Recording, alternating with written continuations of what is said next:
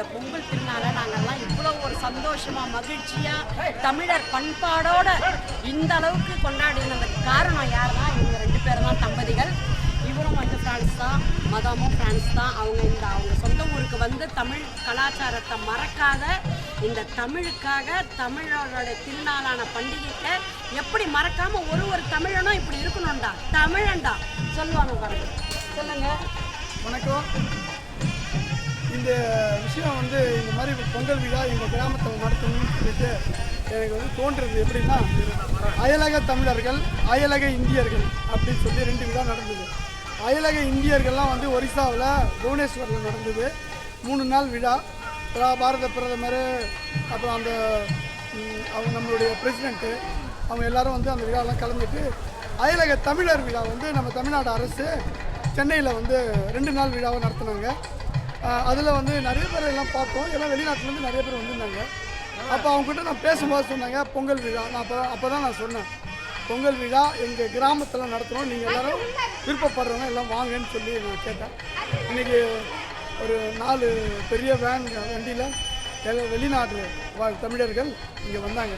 அது குறிப்பாக சொல்லணும்னா ஃப்ரான்ஸ், மர்த்தினிக் தீவு, கோதுலுப் தீவு, மொரிஷியஸ் தீவு, ரேயூனியன் தீவு, இது இல்லாமல் மலேசியாவிலேருந்து அந்த கோபியோன்னு சொல்லுவாங்க, global organisation person Indian origin, அவங்கெல்லாம் வந்தாங்க. அதில் மலேசியனுடைய கான்சுலேட் வந்தார்.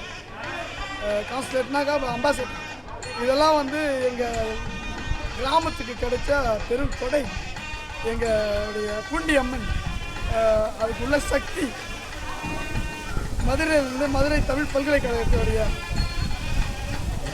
தமிழ் வளர்ச்சித்துறை தலைவர் திரு குறிஞ்சி வேந்தன், இலங்கை வேந்தனா அவர் குறிஞ்சி வேந்தன். ஏன்னா இவங்க எல்லாரும் வந்தாங்க. அதை விட எல்லாரும் வந்ததில்ல, விஜயராஜ் சொல்லுவாங்க, சங்கமித்ரா, இவங்க வந்து இந்த எராஸ் முதலாளிகள். ஆமாம், 2 பேரும் முதலாளிகள்னு சொல்லுவாங்க. நான் தூக்கி வளர்த்த ஃபுல்லாக பின்னாடி நிற்கலாம். குழந்தையிலேருந்து வீட்டில் வளர்த்தாங்க. இதெல்லாம் வந்து பார்க்கும்போது எங்களுக்கு பெருமையாக இருக்குது. ஏன்னா ஒரு கிராமம் எப்படி இருக்கணுன்றது ஒரு பெரிய எடுத்துக்காட்டு எங்கள் எப்படின்னா சண்டை இருக்கும், எல்லாமே இருக்காது. ஆனால் ஒரு விஷயம்னா எல்லாம் ஒன்றா பிடிக்கும். எல்லாம் மாமா, சித்தப்பா, பெரியப்பா, அத்தை, இப்படி தான் நாங்கள் பழகியிருக்கிறோம்.